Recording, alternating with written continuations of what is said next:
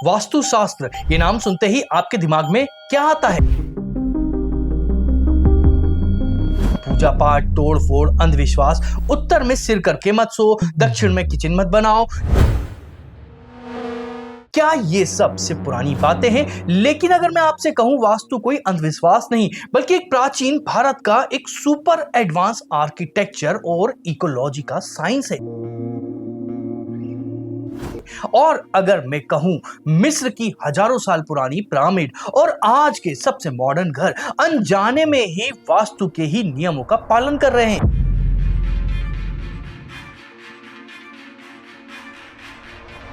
आज इस वीडियो में हम वास्तु के ऊपर चढ़ी अंधविश्वास की परत को हटाकर उसके पीछे के साइंटिफिक लॉजिक को उजागर करेंगे।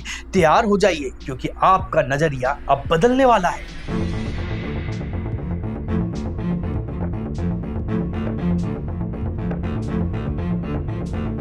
सबसे पहले वास्तु की सबसे आम सलाह को पकड़ते हैं। उत्तर दिशा में सिर करके कभी नहीं सोना चाहिए। हमें लगता है कि ये बस एक टोटका है, लेकिन इसके पीछे एक प्योर साइंस है।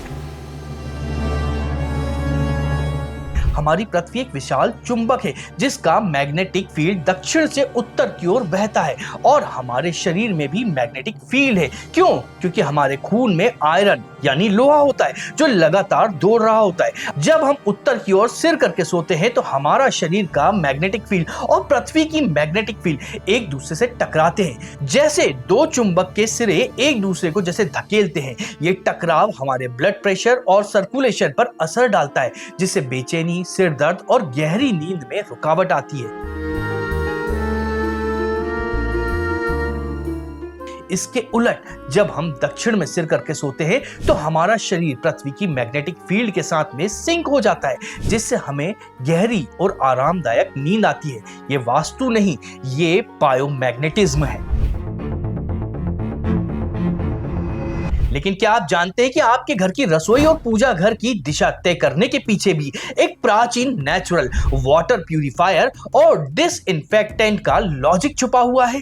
वास्तु कहता है कि पूजा घर या पानी का स्रोत उत्तर पूर्व यानी ईशान कोण में होना चाहिए। क्यों? क्योंकि ये वो दिशा है जब सुबह की पहली जीवन देने वाली सूरज की किरण पड़ती है। सुबह की धूप में अल्ट्रावायलेट किरणें कम होती हैं, लेकिन वो सबसे अच्छी कीटाणुनाशक होती हैं। तो जब ये किरणें आपके पानी के घड़े पर पड़ती हैं तो वो पानी को नेचुरली प्यूरिफायर कर देती हैं। ये है ना कमाल का साइंस। और रसोई दक्षिण पूर्व कोण में होना चाहिए क्योंकि इस दिशा में दिन की सबसे तेज धूप पड़ती है और रसोई की नमी और बैक्टीरिया को खत्म करके उसे सूखा और कीटाणु रहित रखती है। साथ ही हवा का बहाव दक्षिण पश्चिम से उत्तर पूर्व की ओर होने से रसोई का धुआं और गंध घर में नहीं बल्कि सीधे बाहर निकल जाती है। ये था बिना एग्जॉस्ट फैन के वेंटिलेशन का सबसे अच्छा प्लान। अगर आपको ये जानकारी सुनकर आश्चर्य हो रहा है और पसंद आ रही है और आप ऐसे ही अंधविश्वास के पीछे छिपे विज्ञान को उजागर करना और समझना चाहते हैं तो कुछ ही सेकंड लगेंगे। आप हमारे चैनल को सब्सक्राइब जरूर कर दीजिएगा और ये वीडियो अभी तक आपको पसंद आ रहा हो तो इसको लाइक कर दीजिएगा। और अब हम कहानी में आगे बढ़ते हैं।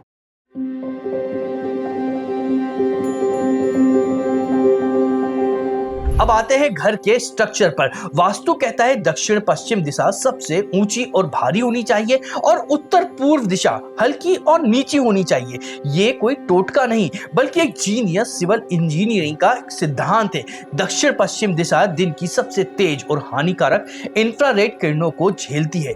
इस दिशा में मोटी और ऊंची दीवारें बनाने से वो एक शील्ड की तरह काम करती है जो गर्मी को सोख लेती है और घर के बाकी हिस्सों को ठंडा रखती है। और उत्तर पूर्व में ढलान क्यों?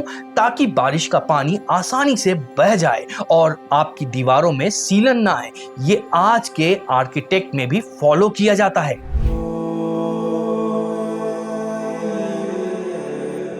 घर का बीच का हिस्सा जिसे ब्रह्म स्थान कहते हैं उसे खाली रखने को कहा जाता है। क्यों? ताकि क्रॉस वेंटिलेशन हो सके। प्राचीन घरों में बीच का आंगन यही काम करता था। हवा और रोशनी पूरे घर में फैल जाती थी जिससे घर ठंडा रहता था और बीमारियां कम होती थीं। चलो ठीक है, ये तो हुई भारत की बात, लेकिन क्या दुनिया की सबसे रहस्यमयी इमारत गीजा के महान पिरामिड भी वास्तु के नियमों का पालन करते हैं? ये सुनकर आप चौंक जाएंगे। पिरामिड बनाने वालों ने वास्तुशास्त्र भले ही ना पढ़ा हो, लेकिन उन्होंने प्रकृति को उन्हीं नियमों को समझा और गीजा के पिरामिड को 4 प्रमुख दिशाओं उत्तर, दक्षिण, पूर्व, पश्चिम के साथ में परफेक्टली अलाइन किया गया। ये वास्तु के दिशाओं के महत्व का सबसे बड़ा सबूत है। उनका भारी बेस और नोकीला टॉप ठीक वैसे ही ऊर्जा के प्रभाव को केंद्रित करता है जैसे वास्तु में दक्षिण पश्चिम को भारी और उत्तर पूर्व को हल्का रखने का सिद्धांत है। सिर्फ मिस्र ही नहीं, पेरू में इंका सभ्यता का शहर माचू पिचू देखिए, इसे पहाड़ को काटकर नहीं बल्कि उनके साथ तालमेल बिठाकर बनाया गया है। यहाँ का वेंटिलेशन मैनेजमेंट सिस्टम बहुत अद्भुत है, जो ऊपर से नीचे गुरुत्वाकर्षण के सिद्धांत पर काम करता है। ठीक वैसे ही जैसे वास्तु में उत्तर पूर्व में पानी की ढलान को महत्व दिया जाता है। और अमेरिका के सबसे महान आर्किटेक्ट में से एक फ्रैंक लॉर्ड राइट को देखिए, उनका मानना था कि इमारत को जमीन से उगना चाहिए, प्रकृति का हिस्सा बनकर। उनका मशहूर घर फॉलिंग वाटर एक झरने के ऊपर बना है। यह वास्तु के इस सिद्धांत से सीधा जुड़ता है कि आपकी बिल्डिंग को पर्यावरण का सम्मान करना चाहिए, उस पर हावी नहीं होना चाहिए।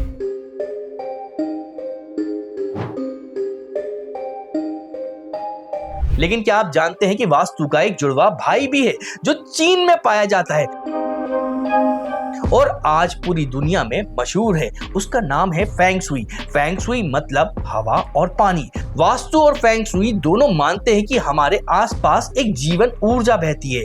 वास्तु उसे प्राण कहता है, फेंग शुई उसे ची कहता है। दोनों का मकसद एक ही है, एक ऊर्जा के प्रभाव को बैलेंस करके घर में सुख, शांति और समृद्धि लाना। दोनों ही दिशाओं, पंचतत्व और प्रकृति शक्ति के तालमेल पर जोर देते हैं। तो वास्तु अकेला नहीं, दुनिया की हर महान सभ्यता ने यह समझा था कि एक अच्छा घर सिर्फ ईंट और पत्थरों से नहीं बल्कि प्रकृति के साथ तालमेल बिठाने से बनता है। तो आप तस्वीरों में जो वास्तु पुरुष देखते हैं, उसकी कथा क्या है जिसके शरीर पर पूरे घर का नक्शा बनाया जाता है? ये एक रूपक है, एक मेटाफर। ये हमें याद दिलाने का एक तरीका है कि जमीन कोई निर्जीव चीज नहीं बल्कि एक जीवंत ऊर्जा का क्षेत्र है।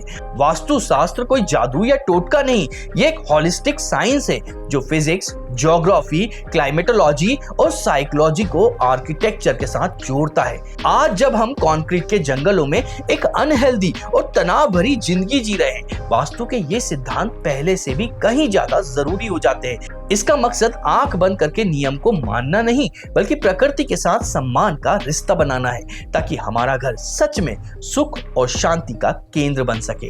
अगर आपको हमारा यह वीडियो पसंद आया तो इस वीडियो को लाइक करें, अपने साथियों के साथ में शेयर करें और हमें कमेंट करके बताएं कि आप आगे और किस विषय पर वीडियो चाहते हैं। इसके अलावा हमारे चैनल को सब्सक्राइब जरूर करिएगा, क्योंकि इससे हमें धर्म प्रचार में प्रोत्साहन मिलता है।